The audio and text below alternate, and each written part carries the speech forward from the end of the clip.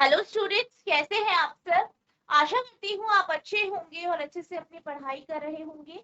मैं मोनिका रावत आपका स्वागत करती हूँ आईसीटी वर्चुअल क्लासरूम देहरादून में। बच्चों, आज हम क्लास 12th का जो आपका सब्जेक्ट है फिजिक्स, उसका जो है नया चैप्टर स्टार्ट करने जा रहे हैं, जो है आपका ray optics and optical instrument. तो यहाँ पर हम ऑप्टिक्स यानी प्रकाशिकी को स्टार्ट करने जा रहे हैं। सबसे पहले हम प्रकाशिकी यानी ऑप्टिक्स के बारे में समझेंगे कि ऑप्टिक्स होती क्या है। अगर हम ऑप्टिक्स की बात करें तो ऑप्टिक्स जो है वो फिजिक्स की वो ब्रांच है जो कि लाइट के बारे में स्टडी करती है, या वो ब्रांच जिसमें हम प्रकाश के बारे में स्टडी करते हैं, उसी को हम ऑप्टिक्स कहते हैं।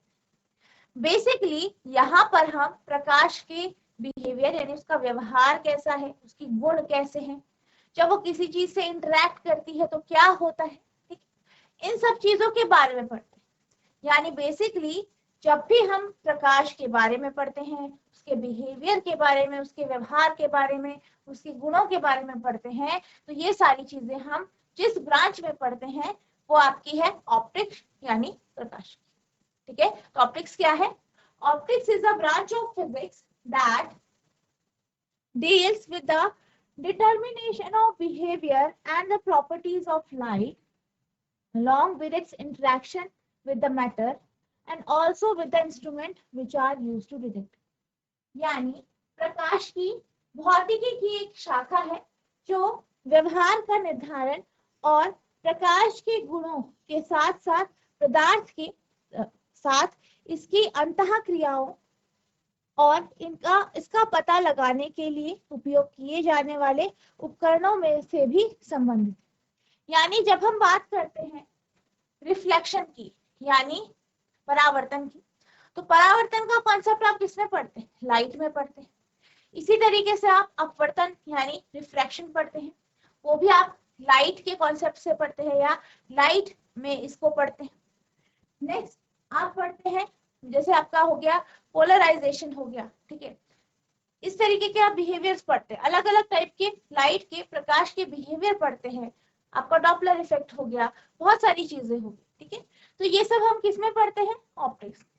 यानी लाइट से रिलेटेड जो भी स्टडी होती है, उसका इंटरेक्शन, उसका प्रोपगेशन, किस तरीके से वो किसी चीज के साथ अंतः क्रिया करती है, किस तरीके से वो चलती है, क्या होता है जब वो किसी सतह पर पड़ती है, तो ये सारी चीजें हम किसमें पढ़ते हैं? प्रकाश की यानी ऑप्टिक्स में। Optics in a simple manner is used to describe the behaviour of visible light, infrared light and ultraviolet. तो अगर हम एक सिंपल लैंग्वेज में करें या सिंपल लैंग्वेज में बात करें तो हमारे पास इलेक्ट्रोमैग्नेटिक वेव्स होती है। इलेक्ट्रोमैग्नेटिक वेव की जो है में आपकी विजिबल लाइट भी होती है, इंफ्रारेड और अल्ट्रावायलेट। तो इन सब की जो स्टडी होती है, इनके बिहेवियर के बारे में जब हम पढ़ते हैं तो हम इनको जो है ऑप्टिक्स में ही पढ़ते हैं। Imagining is done with the help of system called image forming in optical system. इसी तरीके से अगर हम बात करें इमेजिनिंग की, यानी कि हम बात करते हैं कि इमेज बनती है, प्रतिबिंब बनता है। तो प्रतिबिंब बनता है, किस तरीके से बनता है, इस चीज की स्टडी, इस चीज के बारे में हम किसमें पढ़ते हैं? इस चीज के बारे में भी हम ऑप्टिक्स में ही पढ़ते हैं, ठीक है। आपने देखा है कि आप जब आईने के सामने या किसी जो है दर्पण के सामने खड़े होते हैं तो आपका प्रतिबिंब बनता है। इसकी स्टडी जब आप करते हैं तो किसमें करते हैं? ऑप्टिक्स में, प्रकाश की। इसी तरीके से हम बात करते हैं कि जो लेंस होता है, ठीक है, जो आपके लेंस होते हैं ये क्या करते हैं? ये भी इमेज फॉर्मेशन करते हैं, ये भी प्रतिबिंब बनाते हैं। तो इसके बारे में हम किसमें पढ़ते हैं? इसका नेचर, इसके बारे में हम किसमें पढ़ते हैं? प्रकाशिकी यानी ऑप्टिक्स में पढ़ते हैं। तो बेसिकली अगर ऑप्टिक्स की बात की जाए तो ऑप्टिक्स बेसिकली इन अगर मोटे मोटे टर्म्स में कहा जाए तो ये किसके, इसमें हम क्या पढ़ते हैं? लाइट के बारे में, प्रकाश के बारे। इमेजिनिंग एक सिस्टम की मदद से किया जाता है जिसे ऑप्टिकल सिस्टम बनाने वाली इमेज कहा जाता है। इसी तरीके से अगर हम बात करें ऑप्टिक्स की तो आपके पास जो है ऑप्टिक्स दो तरीके के हैं। अब ये ऐसा क्यों है? ऐसा इसलिए है क्योंकि जो प्रकाश है, प्रकाश का जो है नेचर है, अलग अलग प्रकार की इसकी प्रकृति, तो उसके कारण जो है जो हमारी ऑप्टिक्स है वो दो भागों में बटी है। एक है आपका रे ऑप्टिक्स, ठीक, जिसे आप ज्योमेट्रिकल ऑप्टिक्स भी कहते हैं, ठीक है, यानी किरण प्रकाश की। दूसरा है आपका वेव ऑप्टिक्स, ठीक। अब अगर हम रे ऑप्टिक्स की बात करें तो यहाँ पर हम बात करते हैं प्रकाश के वेव नेचर, यानी उसके किरण नेचर, ठीक है। जैसे कि यहाँ पे आप रिफ्लेक्शन के बारे में पढ़ते हैं, अपवर्तन, परावर्तन के बारे में पढ़ते हैं, ठीक है। तो ये सब चीजें कहाँ पढ़ते हैं आप, जब आप ये कहते हैं कि जो लाइट है उसका जो है रे नेचर होता है, ठीक है। इसी तरीके से अगर हम बात करें प्रकाश के वेव नेचर की, तो वहां पे आप इसको वेव की फॉर्म में पढ़ते हैं कि जो प्रकाश है वो वेव की फॉर्म में भी होती है। जहाँ पे आप इंटरफेरेंस का कॉन्सेप्ट पढ़ते हैं, ठीक है, कोहेरेंसी पढ़ते हैं, ठीक है। ये सब चीजें आप कहाँ पढ़ते हैं, लाइट का जो इंटरफेरेंस है वो कहाँ पढ़ते हैं, आप पढ़ते हैं वेव ऑप्टिक्स, ठीक है। तो हमारे पास दो प्रकार के ऑप्टिक्स है, रे ऑप्टिक्स और वेव ऑप्टिक्स। यहाँ पर हम रे ऑप्टिक्स पढ़ेंगे, ठीक है। Ray optics is also called geometrical optics. अब अगर रे ऑप्टिक्स की बात की जाए तो इसे हम ज्योमेट्रिकल ऑप्टिक्स भी कहते हैं। It is a branch of science that deals with light propagation in terms of, अब क्या है ये बेसिकली, ये जो है ये साइंस की वो ब्रांच है जिसमें हम बात करते हैं रे नेचर, या हम ये कहते हैं कि जो लाइट जब प्रोपगेट करती है, जब वो चलती है, जब वो गमन करती है, तो वो रे की फॉर्म में करती है या रे के रूप में करती है। किरण प्रकाश की ज्यामितीय प्रकाश की भी कहा जाता है। यह विज्ञान की एक शाखा है जो किरणों के संदर्भ में प्रकाश प्रसार का वर्णन करती। This allows us to formulate the law of optics in the language of geometry. और इसी के कारण हम ज्यामितीय रूप में जो है ऑप्टिक्स यानी प्रकाशिकी के नियमों को पढ़ते हैं, उनका अध्ययन करते हैं, उनको बनाते हैं। Thus the branch of optics where wave nature of light is neglected is called geometrical or ray optics. यानी वह ब्रांच ऑप्टिक्स की, कि वह शाखा प्रकाश की जिसमें हम क्या करते हैं, वेव नेचर को निग्लेक्ट करते हैं। जो आपका प्रकाश, जो आपका लाइट है, उसका वेव जो नेचर है उसको हम, जो उसका तरंग वाला नेचर है, ठीक है, उसको हम, उसकी तरंग वाली प्रकृति जो है उसको निग्लेक्ट कर लेते हैं। तो ऐसी ये जो हमारी ब्रांच है इसको हम क्या कहते हैं, रे ऑप्टिक्स कहते हैं या ज्योमेट्रिकल ऑप्टिक्स। हम प्रकाश की तरंग प्रकृति की अवहेलना करते हुए प्रकाश के प्रसार पर विचार कर सकते हैं और यह मानते हुए कि प्रकाश सीधी रेखा में फैलता है या गमन करता है, जिसे किरण कहा जाता है। यह हमें ज्यामिति की भाषा में प्रकाशिकी के नियम बनाने की अनुमति देती है। इस प्रकार प्रकाशिकी की वह शाखा जहां प्रकाश की तरंग प्रकृति की उपेक्षा की जाती है, ज्यामिति या किरण प्रकाशिकी कहलाती है। तो आपकी रे ऑप्टिक्स क्या होती है, रे ऑप्टिक्स वो ब्रांच है जिसमें हम वेव नेचर को निग्लेक्ट कर देते हैं, यानी जो आपकी लाइट है उसके तरंग का जो नेचर है उसे हम निग्लेक्ट करते हैं। अब हम बात करते हैं ज्योमेट्रिकल ऑप्टिक्स की, उसके बेस में जो कुछ नियम है उनके बारे में हम बात करते हैं। सबसे पहला नियम है कि जो आपकी लाइट होती है, ठीक, ये आपने पढ़ा है कि जो आपकी लाइट होती है वो हमेशा सीधी रेखा में या स्ट्रेट लाइन में गमन करती है, सीधी रेखा में गमन करती है। ये जो कॉन्सेप्ट है ये आपने अपनी जो है छोटी क्लासेस में पढ़ा है, जब आप 8-9 क्लास में थे तो आपने ये पढ़ा है कि जो आपके प्रकाश होता है, प्रकाश क्या करता है, एक सीधी रेखा में गमन करता है। इसी कारण जो है प्रकाश जो है छाया बनाता है, यानी मान लीजिए कोई वस्तु है, ठीक है, और लाइट आ रही है, लाइट कैसे चलती है, सीधी गमन करती है, और बीच में कोई वस्तु आ जाती है, तो हमने क्या देखा है कि वस्तु के दूसरी तरफ जो है क्या बन जाती है, छाया बन जाती है, शैडो बन जाती है। तो जो शैडो फॉर्मेशन है वो क्यों होता है, क्योंकि जो आपकी लाइट है वो सीधी रेखा में गमन करती है, ये आपने पढ़ा है, ठीक है। तो हम क्या कहते हैं, बेसिकली शैडो फॉर्मेशन का कारण क्या है, लाइट का सीधी या प्रकाश का सीधे रेखा में गमन। तो पहला लॉ यही है कि जो आपकी लाइट होती है, जो प्रकाश होती है वो सीधी रेखा में चलती है, ठीक है, यानी लॉ ऑफ रेक्टिलिनियर प्रोपगेशन, प्रकाश के सरल रेखीय संचरण का नियम, ठीक है। पहला क्या है, law of rectilinear propagation of light, यानी प्रकाश के सरल रेखीय संचलन का नियम. It states that light propagate in straight line in homogeneous mixture.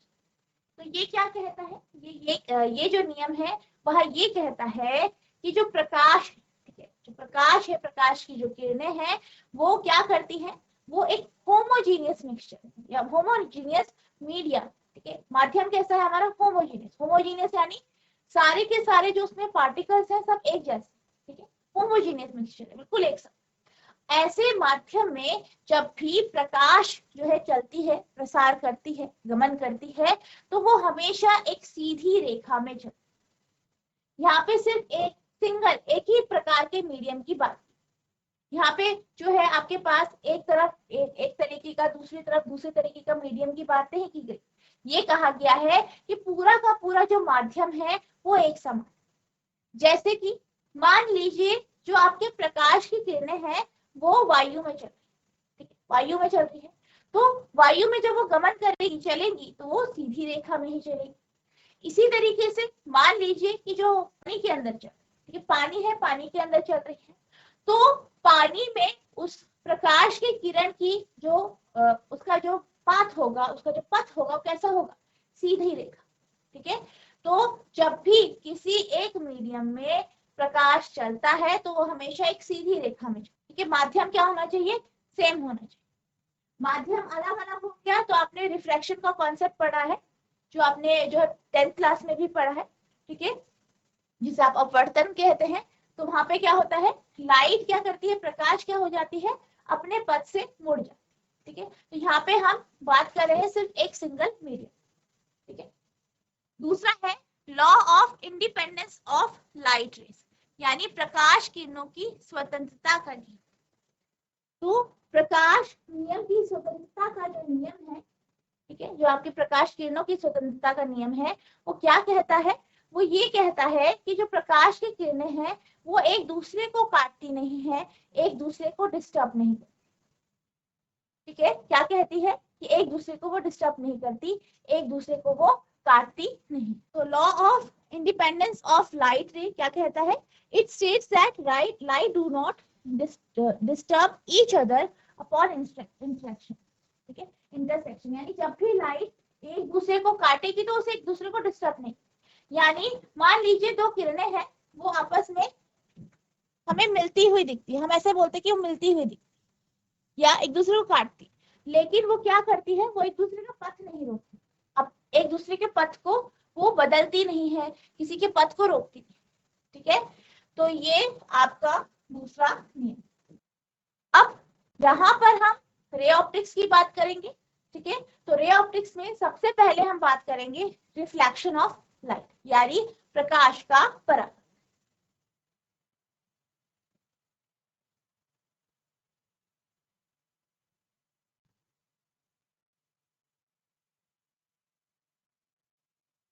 ठीक है, प्रकाश का परावर्तन.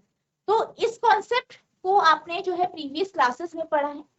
बेसिकली प्रकाश का परावर्तन क्या होता है, जब भी प्रकाश की किरण किसी जो है चिकनी चमकीली सतह पर पड़ती है, तो ये देखा गया है सतह पर पड़ने के बाद वापस वो उसी माध्यम की ओर जाती है जिस माध्यम से वो आई. जैसे कि मान लीजिए हमारे पास एक दर्पण है. अब क्या हुआ, यहाँ पे आपकी जो है प्रकाश की किरण आ रही है, जिसे आप क्या कहते हैं, अपतित किरण कहते हैं, ठीक है. और वो एक बिंदु पर दर्पण पे पड़ रही है. दर्पण पे टकराने के बाद वो क्या हो गई, वो ऐसे चल रही थी, ठीक है. दर्पण पे टकराई, टकराने के बाद क्या हुआ, उसका पथ बदल गया और वो किधर चली गई, वापस उसी माध्यम में जिस माध्यम से वो आ रही, ठीक है. तो ये जो प्रोसेस है, ये जो प्रक्रिया है, जिसमें जब भी कोई प्रकाश की किरण किसी भी चिकनी चमकीली सतह पर पड़ती है तो वापस वो उसी माध्यम की ओर चली जाती है जिस माध्यम से वो आई है. तो इस प्रक्रिया को या इस परिघटना को, इस फिनोमेना को हम रिफ्लेक्शन ऑफ लाइट कहते हैं, यानी प्रकाश का परावर्तन, ठीक है. तो ये जरूरी ही नहीं है कि आपकी सतह हमेशा चिकनी चमकीली हो. रिफ्लेक्शन जो है आपकी खुरदुरी सतह से भी हो सकता है, ठीक है, ऐसी सतह से भी हो सकता है जो कि चमकीली नहीं। और अगर हम रिफ्लेक्शन की बात करें यानी परावर्तन की बात करें, तो परावर्तन के कारण ही वस्तुओं को देख पाते। बेसिकली क्या होता है, जैसे कि आप किसी कमरे में हैं, अंधेरे कमरे में हैं, आपने क्या किया, स्विच ऑन किया। स्विच ऑन किया तो आपका जो बल्ब है वो प्रकाशित हो गया, उसने लाइट दी, प्रकाश दिया। अब क्या होता है कि मान लीजिए यहाँ पे आप अंधेरे कमरे में है, आपने लाइट ऑन करी, ये बल्ब है, और यहाँ पे आपकी जो है मान लीजिए आपकी सामान रखा हुआ है कमरे, ठीक है, कुछ भी अलमारी है, शीशा है, बेड है रखा। तो क्या हुआ, जैसे ही आपने लाइट ऑन किया तो आपका जो आपका ये बल्ब है, इसने क्या किया, प्रकाश उत्सर्जित किया। अब प्रकाश उत्सर्जित किया तो कमरे में मौजूद जो भी सामान था उनकी सतह पर प्रकाश पड़ा, ठीक है। अब मान लीजिए आप यहाँ पे खड़े हैं, आप यहाँ पे खड़े, ठीक है, यहाँ पे आप खड़े, तो आपने क्या करा, जैसे ही स्विच ऑन किया तो आपको सारी चीजें दिख रही। अब ऐसा क्यों हो रहा है, ऐसा इसलिए हो रहा है कि जैसे ही स्विच ऑन किया तो क्या हुआ, जो प्रकाश है वो इधर उधर फैल गया कमरे में, ठीक, फैल गया, इधर उधर बिखर गया।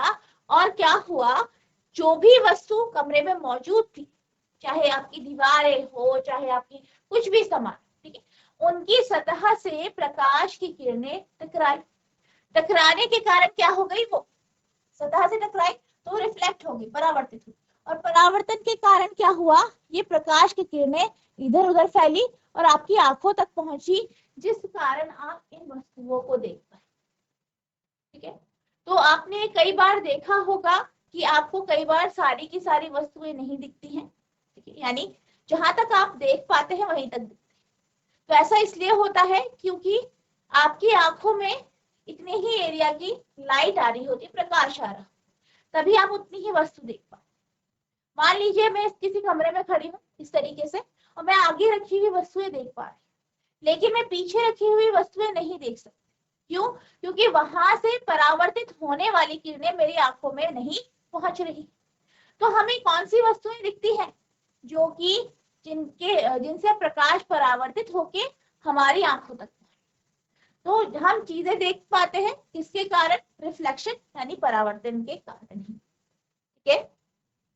When a ray of light approaches a smooth polished surface and the light ray bounces back, it is called the reflection of light. जब प्रकाश की किरण किसी चिकनी पॉलिश की हुई सतह पर पड़ती है और प्रकाश की किरण वापस लौट जाती है तो इसे प्रकाश का परावर्तन कहते हैं, ठीक है। तो प्रकाश का जो परावर्तन है, इसका जो हमारा बेस्ट एग्जाम्पल है वो मिरर को लिया जाता है, दर्पण को लिया जाता है, ठीक है। अब हम बात करते हैं जो है आपका रिफ्लेक्शन के कॉन्सेप्ट, ठीक है। अब जैसे हमने अभी बात करी कि मान लीजिए प्रकाश की किरणें हैं वो जो है किसी दर्पण पे, हमने माना कि एक किरण है एपी किरण है जो कि दर्पण पर पड़, इसको हम इंसिडेंट रे कहते हैं यानी अपतित किरण।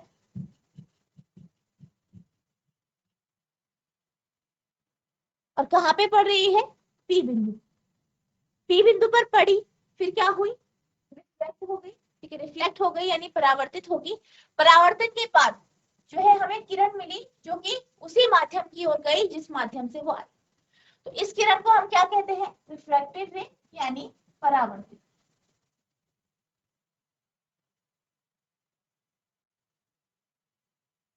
ठीक है। इंसिडेंट रे क्या होती है आपकी, इसको आप हिंदी में आपतित किरण कहते हैं। तो ये वह किरण है जो कि दर्पण पे पड़ रही, रिफ्लेक्शन के बाद, परावर्तन के बाद जो हमें किरण मिलती है उसको हम परावर्तित किरण यानी रिफ्लेक्टेड रे कहते हैं। अब एक लाइन होती है, इमेजिनरी लाइन होती है, ठीक है, हम इसे इमेजिन करते हैं, वास्तविक तौर पे ये होती नहीं है बट हम मानते हैं या इमेजिन करते हैं। ये जो लाइन है ये आपकी दर्पण के ऊपर लंबवत होती है या परपेंडिकुलर होती है, इसको हम नॉर्मल यानी अभिलंब कहते हैं, ठीक है। अब हम बात करते हैं अपतन कोण और परावर्तन कोण। यानी एंगल आई और एंगल आर। तो एंगल आई क्या होता है, वह कोण जो जो अपतित किरण और अभिलंब के बीच में बनता है उसे हम एंगल आई यानी एंगल ऑफ इंसिडेंस या अपतन कोण कहते हैं।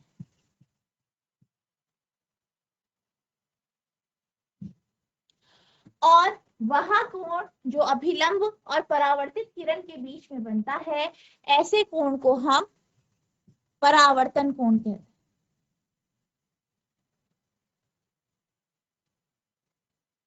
ठीक है, यानी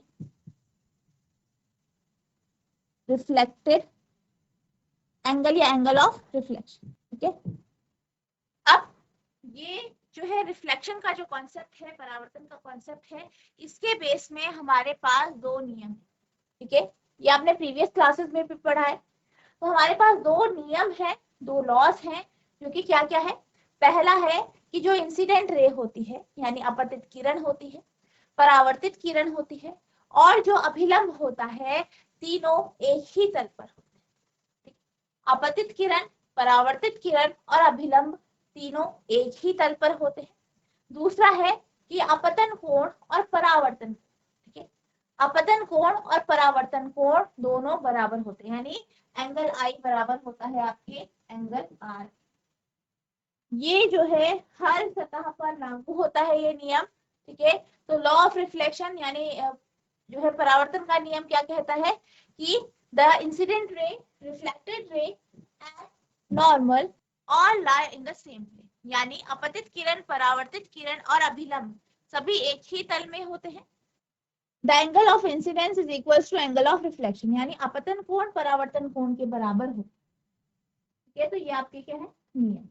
अब हमारे पास अलग अलग प्रकार के दर्पण होते हैं, ठीक है, जिसमें हम परावर्तन देखते हैं या परावर्तन जैसी जो घटना है, परिघटना बेसिकली, उसको होते हुए देखते हैं। एक है आपका जो है आपका प्लेन मिरर यानी समतल दर्पण, दूसरा है आपका गोलीय दर्पण। गोलीय दर्पण दो प्रकार के होते हैं, एक होता है आपका कॉनकेव मिरर यानी अवतल दर्पण, दूसरा कॉन्वेक्स मिरर यानी उत्तल। अब हम गोलीय दर्पण की बात कर रहे हैं, तो जब हम गोलीय दर्पण की बात करते हैं तो गोलीय दर्पण वह दर्पण है, ध्यान से सुनिएगा, वह दर्पण है जो कि एक बड़े जो है दर्पण के गोले का भाग, यानी ये हिस्सा है किसी बड़े दर्पण के गोले। ठीक है, तो यहाँ पर जो है आपके पास दो प्रकार के जो है गोलीय दर्पण है। एक है आपका कॉनकेव मिरर यानी अवतल दर्पण, दूसरा है कॉन्वेक्स मिरर यानी उत्तल दर्पण।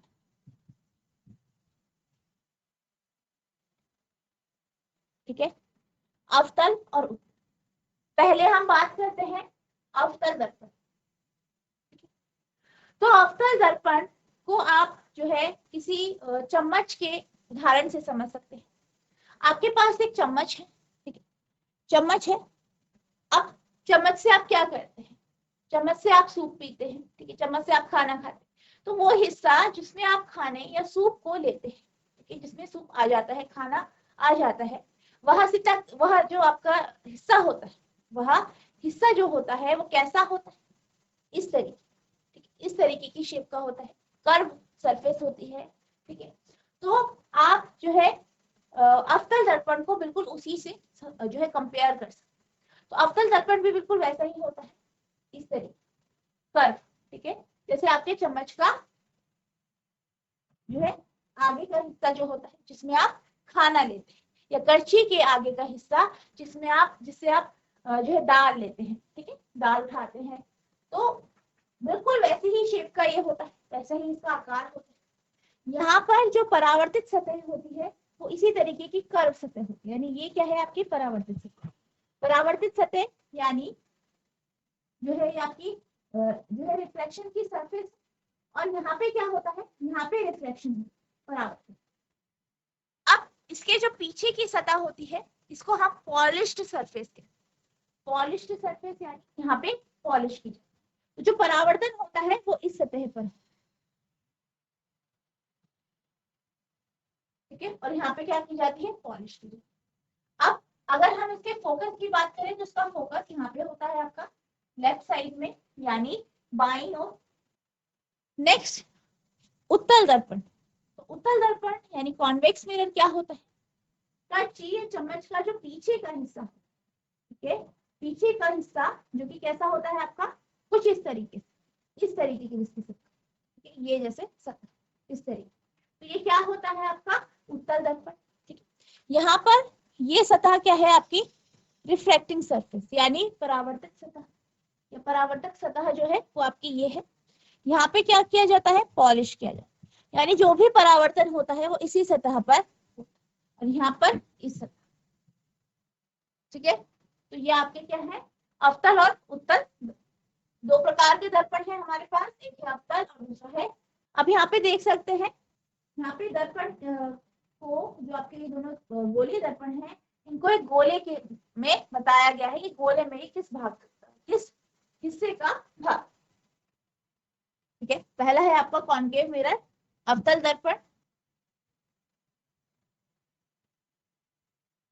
ठीक है, तो आप देख सकते हैं जो आपका ये गोला है, ठीक है, इसका इस भाग को हमने बाहर से पॉलिश कर दिया, ये पॉलिश कर रखी है जो आपको यहाँ पे स्लेटी रंग में दिखाई दे रहा है।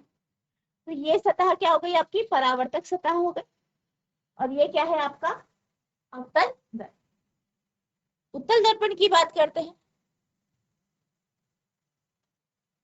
तो अगर हम इस सतह को ले लें और इसके भीतर की सतह, यहाँ पे हमने बाहरी सतह को किया था पॉलिश, यहाँ पे हम अंदर की सतह को पॉलिश कर, तो हम यहाँ पे पॉलिश कर दे तो क्या होता है, ये हिस्सा आपकी परावर्तक सतह यानी रिफ्रैक्टिंग सरफेस बन जाती है, और यहाँ पे आपका क्या किया गया है, पॉलिश किया गया है, तो ये क्या है आपका उत्तल दर्पण।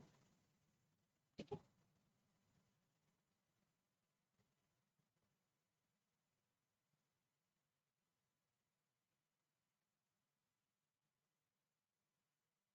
आप इसे नोट करेंगे।